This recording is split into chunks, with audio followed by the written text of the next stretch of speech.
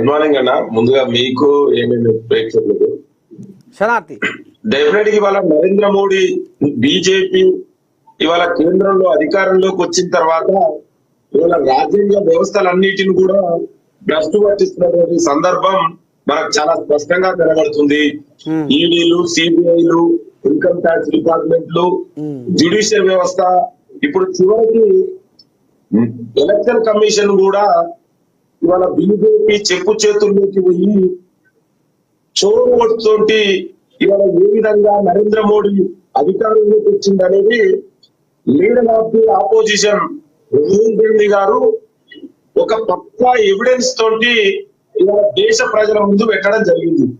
అంటే ఏ విధంగా ఇవాళ ఎలక్షన్ కమిషన్ కి బీజేపీకి సపోర్ట్ చేసి మొత్తం రాజ్యాంగం కల్పించినటువంటి ఫ్రీ అండ్ ఫెయిర్ ఎలక్షన్ చేయవలసిన ఎలక్షన్ కమిషనే ఇవాళ బీజేపీకి సపోర్ట్ చేసుకుంటూ ఇవాళ బీజేపీ గెలవడానికి ఏ విధంగా చేసింది అనేది చాలా విధానాలు మనకు కనబడుతున్నాయి.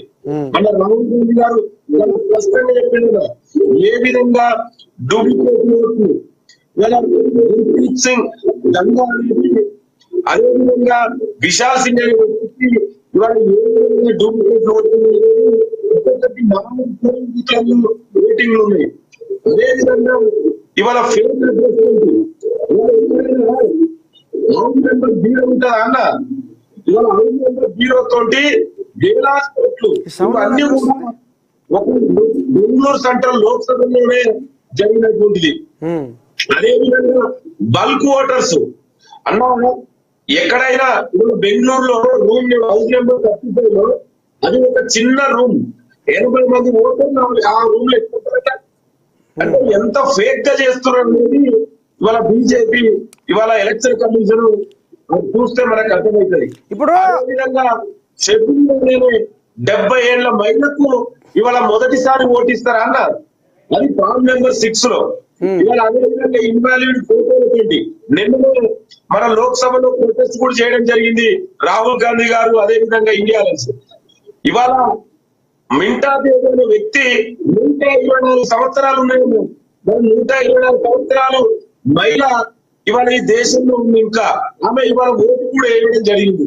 అంటే ఇవన్నీ కూడా ఇవాళ విషయం ఏ విధంగా చేస్తా అనేది ఇవాళ మనకు ఒక్కొక్కటిగా కనబడుతుంది. దీనితో పాటు నేను ఇంకొక చిన్న ఉదాహరణ చెప్తాను. మొన్న జరిగిన మహారాష్ట్రలో ఇవాళ పార్లమెంట్ ఎలక్షన్ కు, అసెంబ్లీకి ఎలక్షన్ కు 4 నెలలు అన్నారు. ఈ 4 నెలల్లో కోటి ఓట్లు ఎట్లా వెళ్తుంది, ఏ విధంగా వెళ్తాయి, ఇవి కూడా ఫామ్ నెంబర్ 6 వాళ్ళు 50 years, 60 years, 70 years ఉన్నటువంటి ఓటర్ ఏజ్ వాళ్ళు. అంటే ఏ విధంగా వస్తారు? ఇంకొకటి, ఓటింగ్ 5 గంటల తర్వాత మెంబర్ ఇచ్చి చేస్తారు. ఇది సాధారణంగా జరిగేది.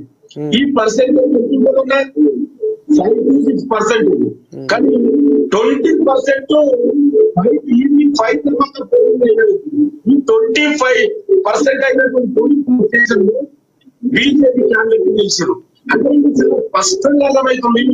ఇవాళ ప్రజాస్వామ్యానికి డాక్టర్ బాబాసాహెబ్ అంబేద్కర్ భారత రాజ్యాంగం ఏదైతే 1 vote 1 value, ఆ 1 vote 1 value ని ఇవాళ ఇవాళ బీజేపీ